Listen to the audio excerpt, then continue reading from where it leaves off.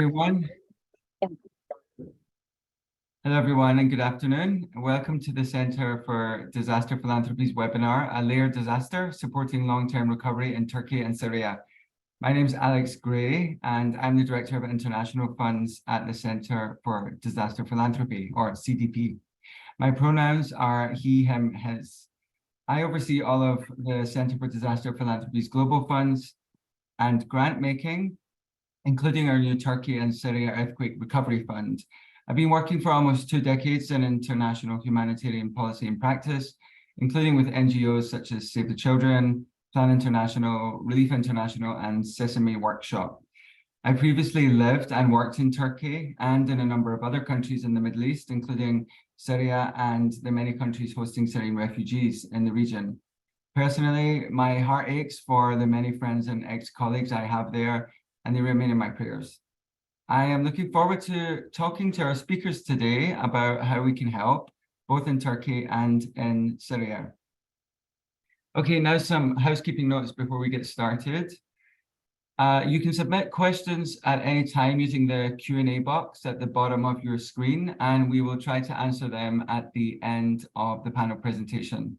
If you're on Twitter, please use hashtag CDP4Recovery. That's CDP, the number 4, recovery, to share and join the discussion. And don't forget to follow us at Funds for Disaster. At the end of the webinar, there'll be a short survey. Please complete this to help us improve our webinar offerings to better meet your needs. And finally, we are recording this webinar. It will be available on our website and YouTube channel shortly after the webinar is complete. Live captioning is available now via Zoom. Click on closed captioning live transcript to access it. More accurate captions will be available in the recording. This webinar is co-sponsored by Alliance Magazine, Association of Corporate Citizenship Professionals, Chief Executives for Corporate Purpose, the Council on Foundations, Giving Compass, Interaction, Network of Engaged International Donors, and Philanthropy New York. We thank them all for their support. As we begin this webinar, CDP acknowledges that we are working from the stolen lands of the many original peoples. We recognize that Indigenous peoples have been displaced from their land and disenfranchised by the socio-economic and cultural disaster of colonialism, as well as disasters. We acknowledge when the US was founded, there were exclusions and erasures of Indigenous knowledge about how to appropriately care for these lands, causing environmental destruction and degradation, which has had a significant impact on disaster risk in our communities. We are committed to dismantling the ongoing legacies, systems, and structures of settler colonialism and white supremacy. We commit ourselves to understand where and how wealth accumulation has harmed people and the earth itself, and the complexities of philanthropy as connected to that truth. Despite centuries of theft, violence, and murder, this is still and always will be Indigenous land. Please join us and acknowledge the original peoples and their elders, past and present, as well as future generations. At the end of this webinar, funders will hopefully gain 3 things. 1, better understand the various immediate and long-term needs faced by communities in the earthquake-affected areas in Turkey and Syria. 2, learn how the current conflict and humanitarian crisis affects earthquake response and recovery. And 3, increase their knowledge of earthquakes, complex humanitarian emergencies, and ways to effectively support recovery efforts. Now, it's my honor to introduce our special guests. I'm really looking forward to the information and perspectives that they will share with us today. Thomas DeBass serves as Managing Director of the Office of Global Partnerships at the US Department of State, where he's responsible for coordinating the department's private sector engagement efforts and providing thought leadership on partnerships related to economic growth, global finance, entrepreneurship, and innovation. Thomas has played a leading role in promoting and institutionalizing the role of public-private partnerships as a tool for advancing foreign policy and development objectives. Jason Laksamana is the Director of Programs and Partnerships for the St. Joseph Community Partnerships Fund, a 36-year-old strategic grant-making foundation based in Southern California, but with investments across the Western United States. In this role, Jason designs, implements, and supervises innovative initiatives that will positively impact health with the ultimate aim of equity and justice in communities. This work requires the creation of meaningful partnerships with community organizations and institutions and re-envisions the role of a funder as a collaborator. CDP is honored and grateful that St. Joseph Community Partnership Fund chose to make a grant to our Earthquake Fund.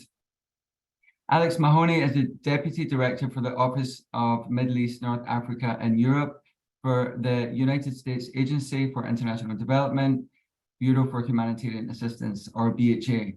Alex guides disaster response programming, contingency planning, and disaster risk reduction and resilience work across the Middle East, North Africa, and Europe. During his career, he's worked on over 20 major international crises, including in Syria, Iraq, and Turkey. And finally, Sema Ganel has been working in the humanitarian sector for over 26 years.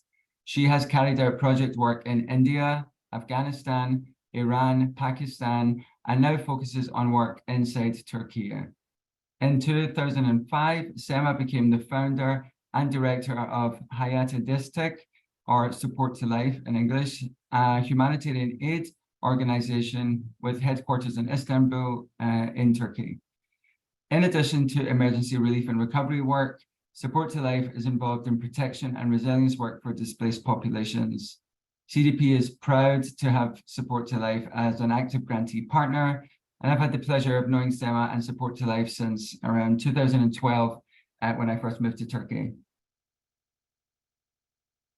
Welcome to each of you, and thank you for taking the time to share your expertise with us. Sema, let me start with you first. I was glad to hear that all of your staff, family, and friends are safe and accounted for, and I hope that's still the case. As someone actively working in Turkey and in the affected areas, what's the current status on the ground right now? Thank you, Alex. Hello, everyone. This has been a particularly devastating disaster, earthquake for us, because as Alex mentioned, we have quite a number of offices and big teams on the ground, specifically in this area, because we had quite a huge refugee support program along the border between Turkey and Syria. So we have been affected ourselves, and it's taken us a bit of time to recover ourselves, and we are still recovering and trying to respond at the same time. So looking at the earthquake area, there's a lot of chaos. Still, it was a very big disaster. So we're trying to grasp the scale of what has happened. There are still search and rescue teams on the ground, even though we are way past the period where search and rescue actually makes a difference. But bodies are still being pulled out of the rubble, and there's massive trauma in the earthquake area. This is a devastation like no other. I was active in fact, it was my first response in the 99 earthquake, and I was thinking when I heard the news in the morning whether it would be as big as the 99 earthquake, but this is actually much bigger. So there's still issues with coordination on the ground. Mechanisms are still not set up, so it's a difficult place to be at the moment. Thanks, Sema. And I think some of those issues we will dig into later in the Q&A session. Thomas, let me move to you. For those who are unfamiliar, what's the role of the US Department of State during an international disaster? And what actions have been taken to date in both Turkey and Syria? Thank you, Alex. First, I want to thank the Center for Disaster Philanthropy for hosting this very important and timely event. I also want to express my deepest condolences to the families who've lost loved ones in this tragedy. The loss of life and destruction across both countries is heartbreaking in both Turkey and in Syria. And the United States is committed to do everything we can as we emerge from the immediate search and rescue phase of the operations. In response to this earthquake, some of the most destructive earthquake in recent memory in Turkey and Syria, the U.S. has immediately responded, and I know my My colleague from USAID, Alex, will talk a little bit more about that. We've deployed a disaster assistance response team from USAID within hours, where we've been able to mobilize a significant amount of resources and tools on the ground almost at the point of, I think we deployed about $85 million at the initial response. And but again, I'll let my colleague from USAID give you the much bigger detail. And I think from a response perspective, obviously, the international community has a moral obligation to do everything in its power to get aid into these affected areas in Syria. That includes urgent coming together from the UN Security Council to authorize additional crossing points from Turkey. We remain in close contact with our Turkish allies, including a recent phone call that our Secretary Blinken had with the Foreign Minister Cavusoglu, along with this week phone calls with President Biden and President Erdogan, including DoD Secretary Austin with his counterpart. In fact, Secretary Blinken will be traveling to the region, to Turkey this weekend.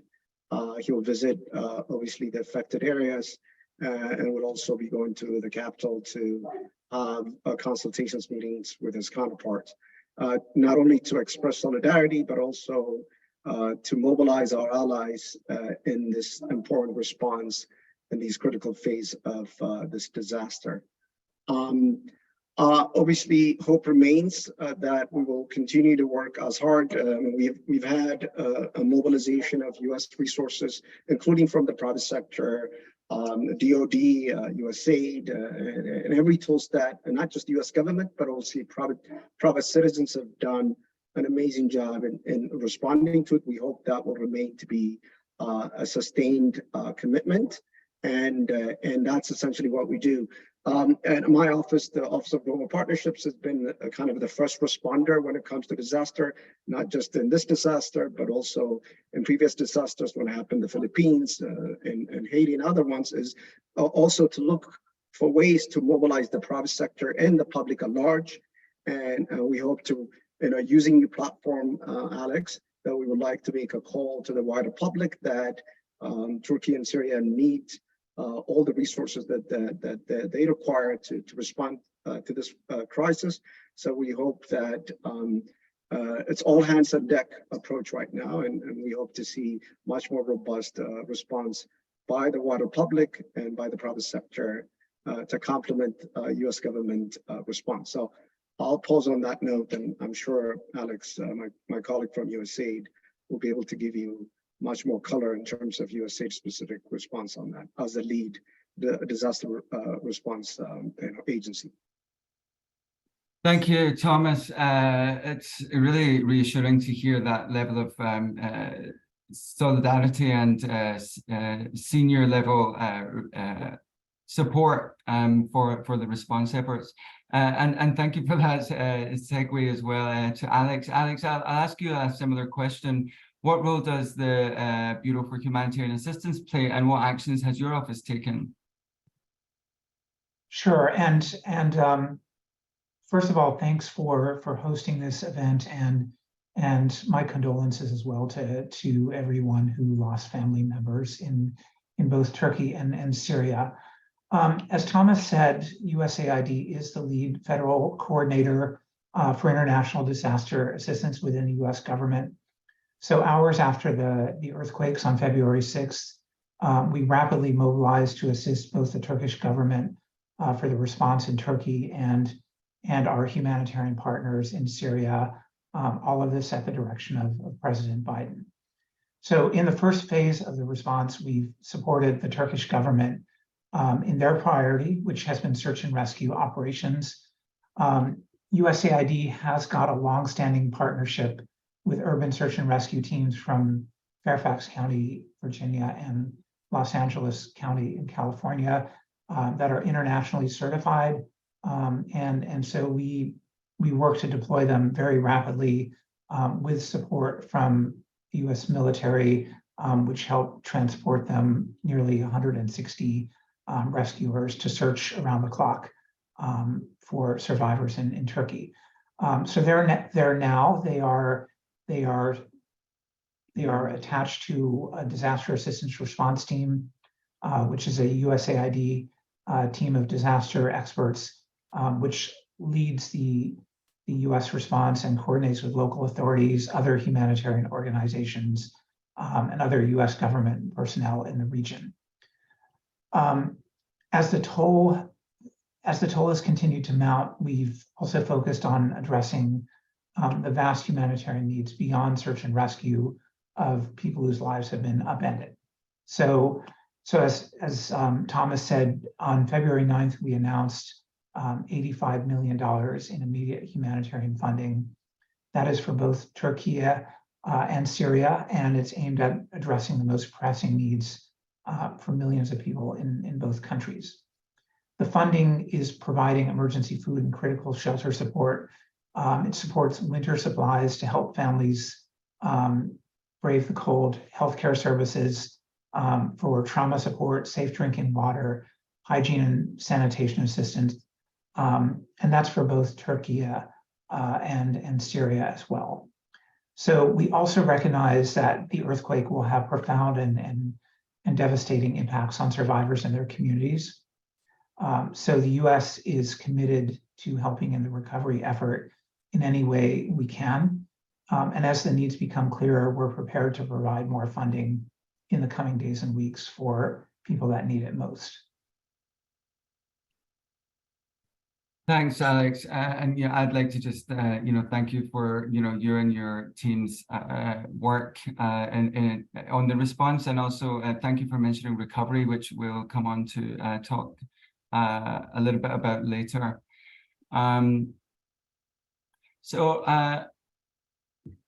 Let me see what the question. Okay, Sema, I'd like to come back to you. What are the needs and gaps you're seeing on the ground in Turkey?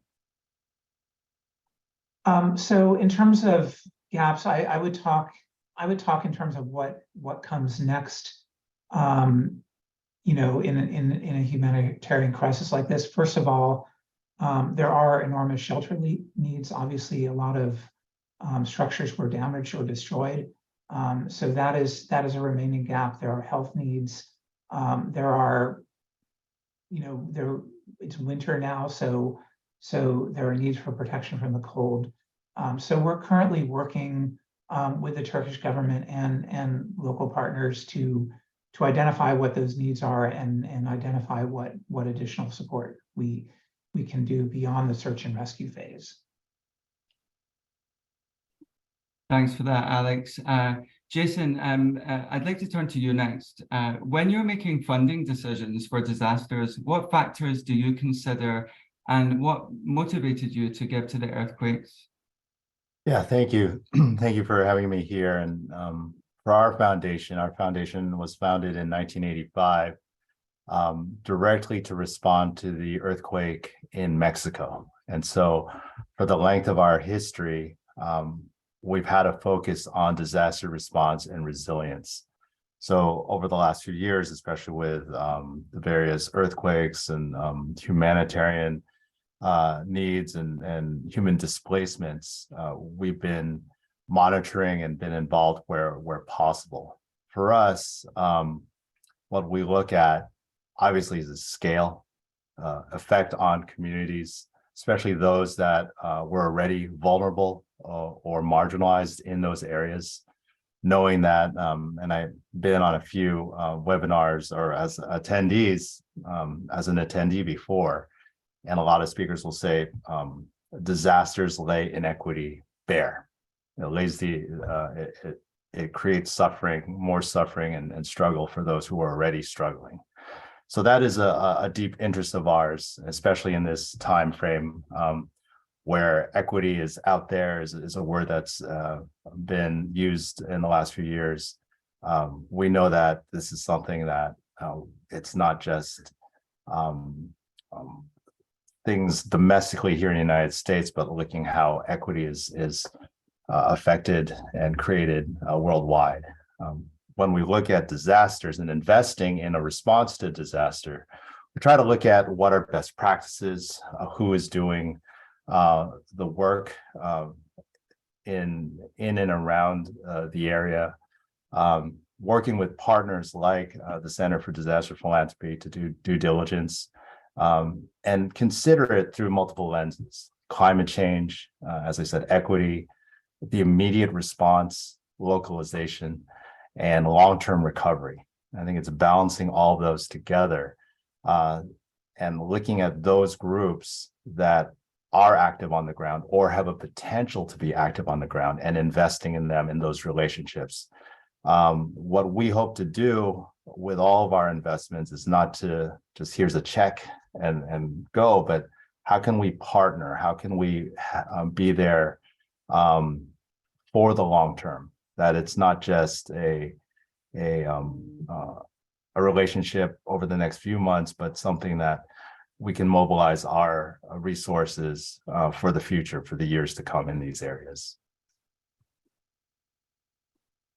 Thanks, Jason. And I took a few notes there, and I particularly want to thank you for the way that you outlined how inequity plays into the disaster response needs and the recovery needs as well, which we hope to discuss a little bit more today, and also the impact that climate change has.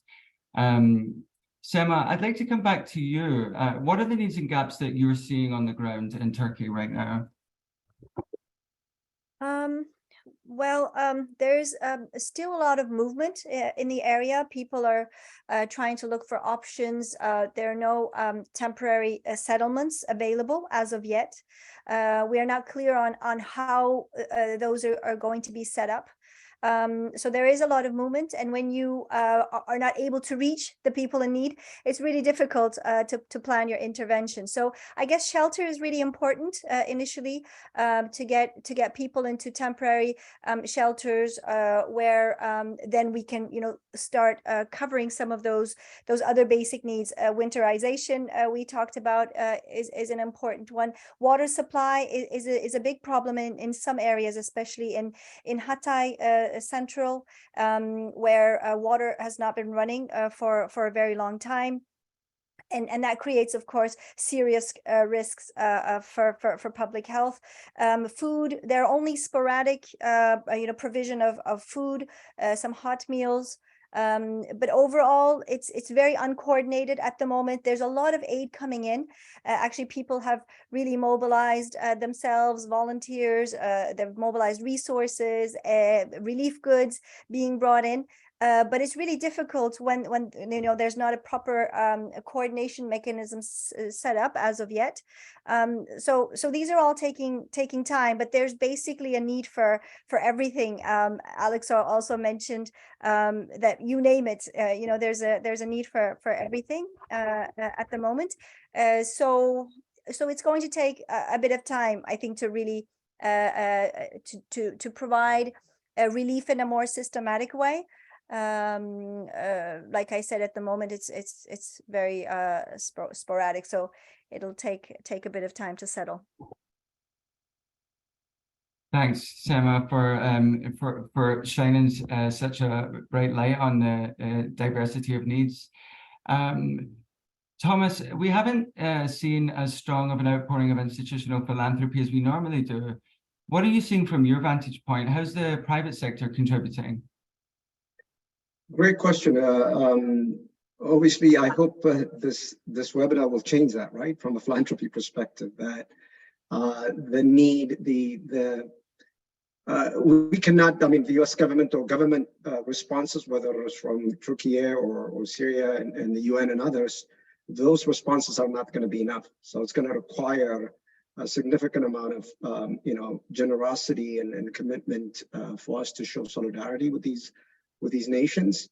And as everyone already outlined, that the needs are greater than the kind of the resources that we have. So we will encourage the philanthropic community to step up and play its due role. And there is there was a quote by former Secretary Kerry in a speech that he made at UVA years ago that says there is nothing foreign about foreign policy, which is a disaster that happens in a faraway land. we also should feel that trauma, that pain, from not just from a humanity perspective, but from an allies perspective. So I want to make sure that the American people and the philanthropy community should respond accordingly. And the other thing is also I want to give due credit to the Turkish diaspora community. They frankly are the original, what I call the original first responders, and their work and their commitment, and the Turkish American community that is doing a lot, is a showcase of not only the generosity of the community, but also they're the fabric of American society. They're showing what America is all about and what that specific community is doing.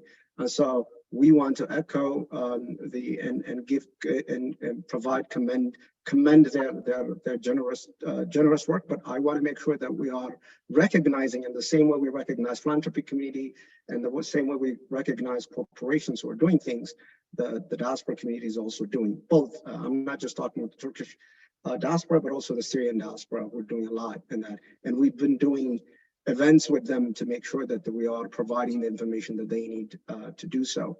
I also understand from the chamber, we've been in contact with the U.S. Chamber of Commerce and with other organizations that the U.S. private sector has mobilized nearly $60 million, at least as of about 2 days ago. And that gives me tremendous amount of hope that the commitment that the private sector is showing could continue to grow. Like I said, the needs are much greater than that, but I love hearing that. I also recognize that during the Super Bowl that the NFL did a shout out to make sure that folks can contribute to that. And I hope that the NBA All-Stars game this weekend will do the same to put out the call to the American people that they should contribute to this disaster relief. So again, yes, it could, the philanthropy community could do more, and I hope your leadership, Alex, and your center can echo that sentiment. But at least from our vantage point, for what people are doing, we want to obviously pass our gratitude. But the needs are more, especially as my colleague Alex mentioned already. As we go into the second phase, the needs will even be emerging much more deeper than what we know now. And we want to make sure that we all are kind of walk together in standing with Turkey and Syria. Thank you, Thomas. And also thank you for highlighting the role of the Turkish and Syrian diaspora. I think it's something that's really important to remember here. Jason, I'd like to come to you and ask you, how do you balance your desire to act quickly after a disaster with, as Thomas was mentioning, the need to focus on long-term recovery as well and ensure, sustained funding?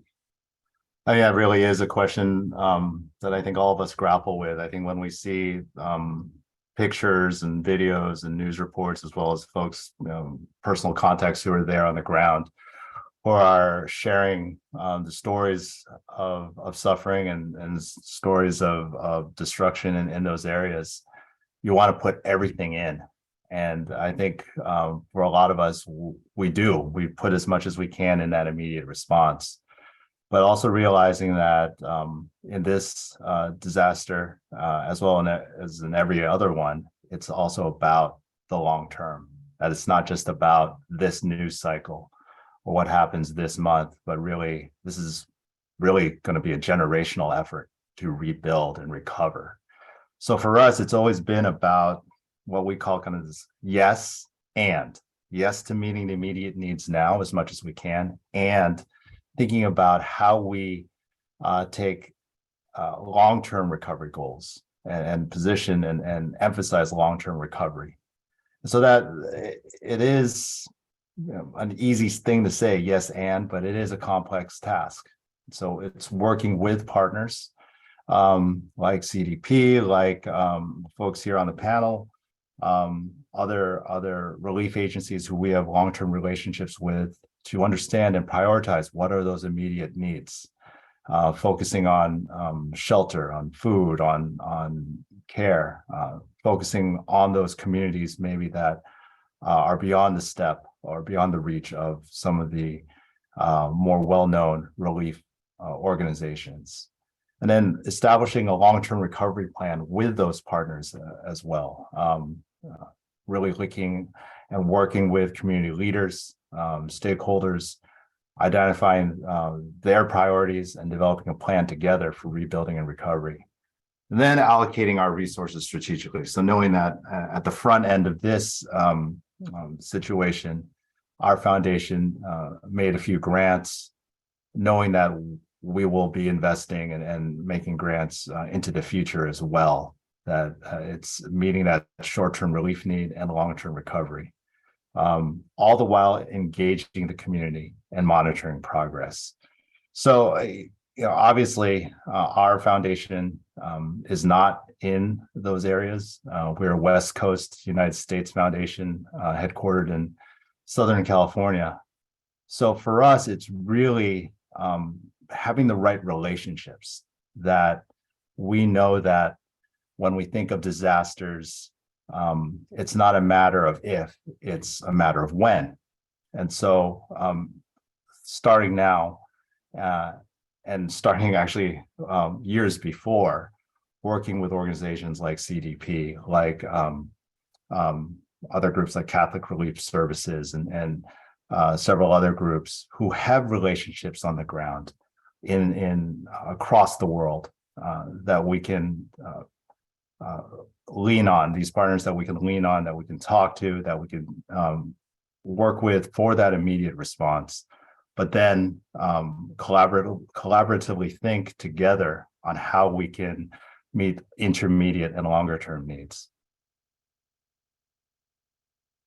Thanks, Jason. I think you raise a lot of good points there, and the yes and is something we obviously talk about a lot at CDP, and we talk about a two-track approach, and also the fact that recovery quite often needs to start at the same time as the relief efforts or shortly afterwards.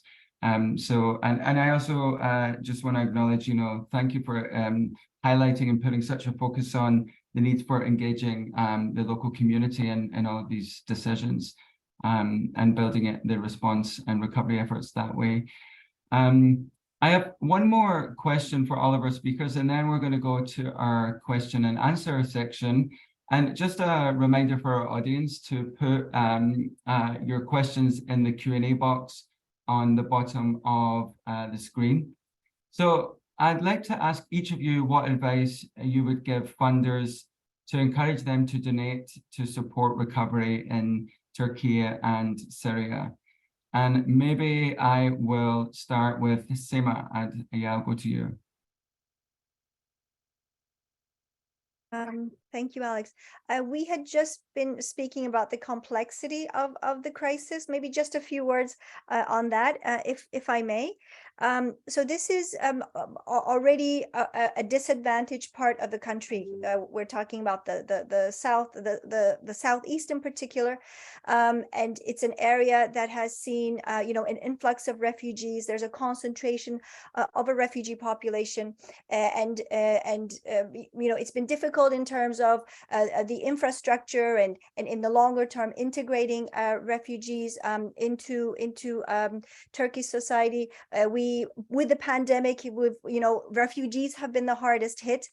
So we've provided humanitarian aid already at a stage where we felt like we were going into recovery and talking about social cohesion and integration. And now we have this disaster again hitting the same area. So this really is a layered disaster, and I think this makes it all the more challenging, not just the scale of the disaster, but the fact the area that it has hit, a marginalized region, but also with a marginalized group of people, namely refugees, and that's just making it even harder to tackle. I think to manage. I think what's critical is because we have been working in this region for quite a while with a refugee population, we've had a lot of local organizations, community-based organizations also stepping up because humanitarian funding is only so much, and we need to complement with the capacities we have on the ground and with the local resources that we have. So there was quite a bit of community engagement already in this region. We have a lot of refugee-led organizations. We have quite a strong Syrian groups who have been doing a lot in terms of covering the needs, but also looking at longer term investments in the region. We had been doing quite a bit of livelihood support already. So I think in that sense, we do have quite a few local groups I think we can depend on. Again, so it's very important, I think, to invest in and to support what is already there. We were already quite a coordinated network of local organizations, and we've mobilized ourselves quickly to continue to engage in this region. So I think any support that can be channeled into a more locally led response. This is something that we've been really advocating for a long time in Turkey, and we are grateful to see that at least from a humanitarian perspective, there is the intention to invest a bit more in, to acknowledge initially, to acknowledge that capacities are there, and to see how we can support those existing capacities. So again, it's very critical for this particular disaster as well. Thank you, Seema. You mentioned you referenced a few points that that's coming up in the Q&A. Particularly around the marginalized groups and a locally led response and coordination. And so we'll come back to some of those questions. Alex, maybe I'll ask you to answer the same question. What advice would you give funders to encourage them to donate to support recovery? Sure. So first of all, just to acknowledge the generosity of the public in the support already provided for both Syria and Turkey. And I think we're all going to have to remember that it's very natural that once the shock of this wears off, there's a tendency to move on, but we have to all remember that the needs are going to remain. So it's really important that this requires continuous attention for both countries, especially given the range of other humanitarian crises around the world. Advice I would give, the first thing that I would say is really to stress that cash is best in terms of supporting organizations in both Turkey and Syria. It's the most economical, efficient, and effective way to help the groups that are on the ground that are supporting disaster relief efforts. So we encourage folks to visit USAID's CD website, that is cidi.org, and that lists organizations that are responding in both Turkey and Syria that you can donate to. The other thing I want to mention is that for the private sector, that for companies that want to become directly engaged in crisis response and development efforts, there is the UN's Connecting Business Initiative, which is all one word, connectingbusiness.org.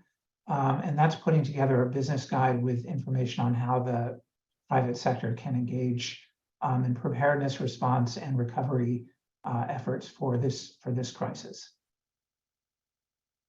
Thanks, Alex, and thanks for referencing those excellent resources as well that folks can go to. Thomas, would you like to add to what Alex was saying and give your perspective on this? What advice would you give? Sure, I think I echo Alex's and everybody's sentiment on that. Cash is king. Please provide monetary contributions. It's a lot more efficient, as Alex mentioned. But I think I also want to acknowledge, obviously, what Seema Sima mentioned about the next phase, because I saw a figure that the internally displaced people that have been affected by this is in almost millions, especially the structural damage that happened in terms of shelter has been significant. So people's confidence in their homes and all things like that have been kind of shot. So there is going to be a requirement for innovations and systems thinking to make sure that the next phase of constructions that needs to happen, or all those things, need to take into account of new ways of building, new ways of kind of reconstructing societies and things like that. So I think there is going to be a need and a demand for a new way of thinking, because we know, as someone mentioned, we know a disaster happens. Like, we don't know where and we don't know when, but it happens. So but we still feel shocked about that, but we obviously happen. And there's been a lot of lessons that have been learned, whether it's through Haiti, whether it's through all these Indonesia and other places.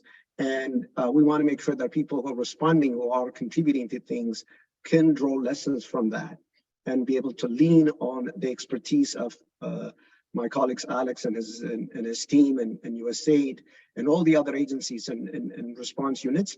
They have the experience, and lean on them to make sure that you're contributing in a constructive and productive way. But the needs that are going to come out of that is going to be beyond our imagination, and hopefully people bring a new way of systems of thinking to make sure that this does not happen again. At least the level of damage that happened to it would not happen again. So that would be my 2 cents on that.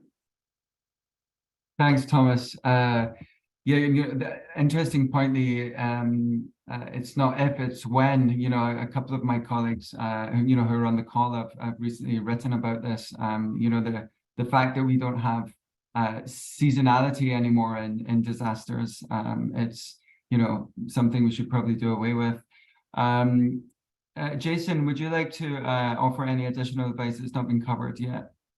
Yeah, I think to my colleagues in the grant making, philanthropy, and donor fields, my take is just give. I think I'm astounded right now. We were talking a bit before this, and the levels of giving, at least coming from the United States for this, is lower than in previous, let's say, humanitarian needs and disasters from the past.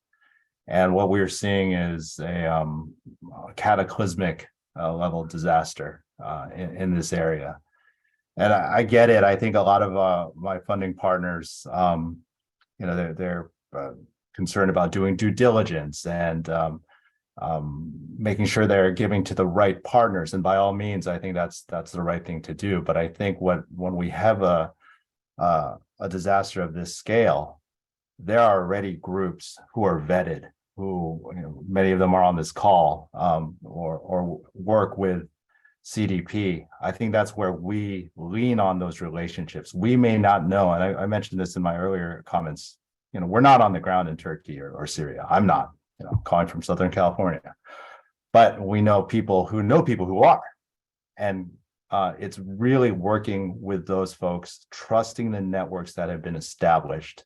Sima has really discussed, especially those groups that are led by refugees and those who are affected even more so by this disaster.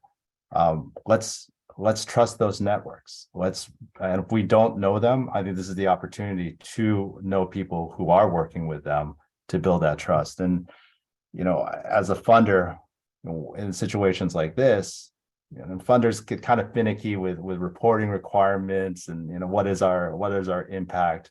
I think this is where we trust in those relationships, and we've removed a lot of the reporting, knowing that this is going to be for immediate needs, that if we trust and work with those partners, it's building off of the reputation that they have. And then moving forward, now we have an understanding, and there's a question in the chat, like, what's your typical time frame? I would say there is no typical time frame. It really depends on the disaster, but for this, we're looking at a generational time frame. We're looking at 10 plus years that there will be needs, and not just in this area. We're talking about, you had mentioned displacement. It's going to happen. It's going to be folks that will be moving across the world because of this. And how do we meet those needs? So I think right now, just give, trust. This is the opportunity to build those relationships and have those relationships that are effective for today and for tomorrow. Thanks, Jason. Lots of great nuggets of advice there, and it's great to hear how you and your organization is leaning into a lot of those calls to philanthropy to reduce bureaucracy and invest in relationships and invest in and trust. And doing some trust-based philanthropy. Thank you all for that. That's really great pieces of advice there. So we've received a few questions in advance, and I'll be working through that list as well as any that we have received in the Q&A box. So thank you so much for all of those that have come in so far. As a reminder, CDP webinars are aimed at providing education for the philanthropic community. So while all are welcome to pose a question, we'll focus first on those addressing funder issues. So given that this will be a very long road to recovery, as many of you have mentioned on the panel, especially given the underlying complexities and vulnerabilities that we're talking about that were present in the region prior to the earthquake, what can donors and implementing partners on the ground do to plan for the medium to long-term recovery needs? So maybe I will ask Sema to respond to that one. Sorry, Alex, what was the question? Yeah, given it will be a long road to recovery, and with these underlying complexities and vulnerabilities that you were talking about before, what can donors and partners like yourself do to plan for the medium and longer term recovery needs? Yeah. I think it is very important to think of the more medium and the longer term as well. As you said, we have the 99 earthquake experience, and it took years and years to recover from that. Likewise, the Syria crisis, it's been 10 years, but we were still in a humanitarian phase and pushing the limits and trying to see how this needs to be turned into a development issue. So similarly, again, we will be working for years. I know at the moment everyone is trying to help with the immediate needs. There was a question on relief goods coming in and being piled up because we're not able to do the coordination. And really, with a disaster of this scale, we really need to have the infrastructure, the coordination mechanisms in place to be able to really streamline the relief goods coming in and all the other assistance that's trying to reach the ground. So I know people want to provide the immediate support, but it really needs to be planned out. There will be lots of needs, and also needs evolve over time. I mean, we identify some needs now, but in a few weeks, months time, those are going to evolve, and it's important that we keep a track of the needs and have resources available also for the longer term. We have the initial traumas now. Psychosocial support is very important, but investing in longer term, in recovering livelihoods, creating options, alternatives for people. A lot of people are very heartbroken. They have lost everything. They have to start a new life. They don't know how to do it. So these are going to be an issue for a long period of time. So it's important that we do spread out our resources and our support over a longer period of time. That's for sure. Thank you, Sema. I appreciate you taking that question. So we've had two questions from employees at Google who've been very generous in donating to CDP's Turkey and Syria Earthquake Recovery Fund. And they both asked about transparency and understanding which NGOs the funds will go to and how those NGOs will provide transparency around how the funds are being used. And one of the employees also asked about the type of due diligence, and I think, Jason, you were mentioning this before, but the type of due diligence applied in distributing funds. So I'm going to tackle this one myself, and then I'll see if anyone else wants to chime in. For CDP funds, I'd respond with just a few points. The first one is, we have a strong commitment to localization and funding local organizations who are rooted in the communities that they serve. And the majority of our funds raised go to local humanitarian actors. We also have a pre-check process, and Jason, you referenced this before, but this is where we do fund 501c3s in the US. We have a pre-vetted list that we can grant to very quickly. And for local actors based overseas, we have a pretty streamlined but robust due diligence process in place. And we also cross-reference and both seek and share recommendations with our peer funders in the Strengthening Local Humanitarian Leadership Philanthropic Collaborative, which CDP is the secretariat for. Jason, again, you were referencing that before, but reaching out and finding out who your peers and those that who do they know on the ground. We also publish a list of our grantee partners on CDP's website for our funds, so you can go online and find that information there. I'm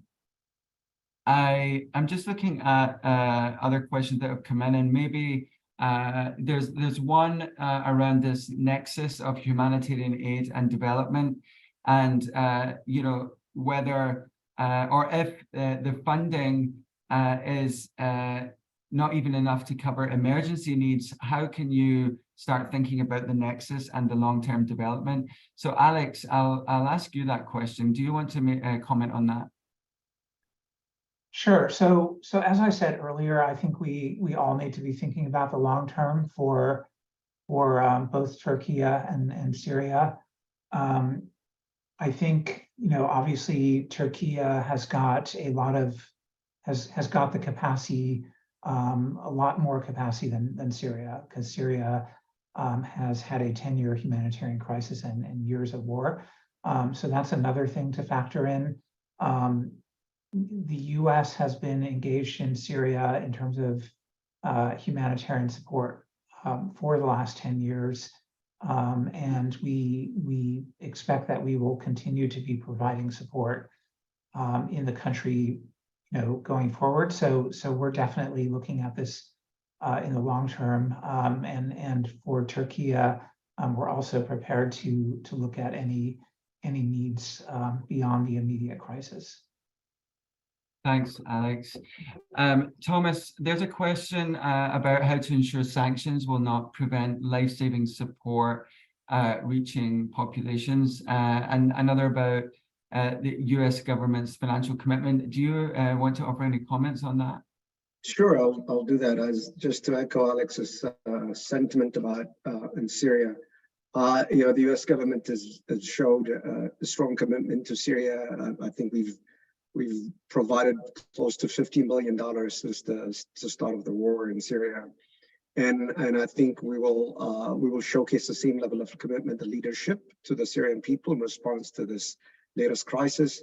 And the question of the sanctions, we're working very closely with the Department of Treasury and internally to make sure those sanctions that have been put in place do not hinder the humanitarian access issue.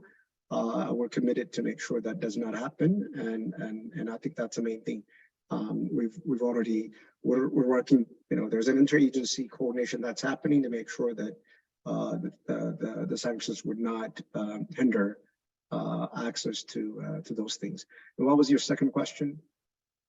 It was around the US government's financial commitment, but I think you answered that as yeah, and I think we'll continue. The commitment we've already showed, so Alex already mentioned to you, the $85 million. We'll continue to reassess that as the needs come in to make sure that we can step up and do that. We also make the same call to our partners that are everywhere to make sure that they can step up and do the same. As I mentioned, that this is we have to show kind of a global response to it. but the US government has, President Biden and the administration showed a strong commitment to do so. And the visit that Secretary Blinken will do this weekend will also give us a little more insight what is needed. But I'm confident that we will mobilize all the resources that we need to make sure that the US government could show its leadership in the space. Thanks, Thomas. There are so many excellent questions asked in the Q&A, but I'm afraid that's all the time we have for questions today. But as we begin to wrap up, I want to provide the audience with some actionable thoughts from our conversation today. The first kind of theme that I guess is coming out is, prioritize investments in local organizations. Local humanitarian leaders and organizations do play such a vital role in providing immediate relief and setting the course for long-term equitable recovery in communities after any disaster or crisis. And that's no different here, as many of you have mentioned today. However, these leaders and organizations are mostly under-resourced and underfunded. So the advice, I guess, is, what we're hearing is, grant to locally led entities as much as possible. And when granting to trusted international partners with deep roots in the targeted communities, most consideration should be given to those that empower local and national stakeholders. And I think that's something that's, come out of the conversation today. Secondly, ask the experts. If you're considering supporting an organization that's positioned to work in an affected area, do some research. CDP, Interaction, the Council on Foundations, and many of our other sponsors can provide resources and guidance about organizations working in affected communities. And some of those were mentioned in our discussion today. So thank you for sharing those. Turkey and Syria have both similar and different needs. And I think that's something that's worthwhile for us to remember. Rebuilding, mental health, protection, shelter, cash, which came up a lot today, as our panels discussed, are needs faced by both countries. But while Turkey has suffered higher levels of death and damage, Syria was already facing a multi-year ongoing humanitarian crisis, as we've discussed. Millions of Syrians already needed humanitarian assistance, and those needs have been amplified. They were already underfunded, and now the needs are amplified. You can find many resources that can assist you on CDP's website, from our issue insights to our disaster profiles, including one on the Turkey-Syria earthquake. There is a monthly newsletter full of information and regular blogs, including our weekly What We're Watching blog that highlights disasters around the world. CDP's staff team is always available to provide guidance, and if you need more in-depth assistance, we also provide various consulting services. You can find more information about our work at disasterphilanthropy.org. In order to respect everyone's time and keep this to an hour, that's all the time we have for today's webinar. Thank you to our co-sponsors and to Thomas, Jason, Alex, and Sema for taking the time to share their insights with us. Please take a moment to complete our post-webinar survey to let us know what you liked and what you'd like to see in future webinars. It will pop up automatically when you exit the webinar. If you have questions or thoughts that were not addressed during today's webinar, you may email them to Tanya at tanya.gulliver-garcia@disasterphilanthropy.org. Thank you, everyone, and have a great afternoon.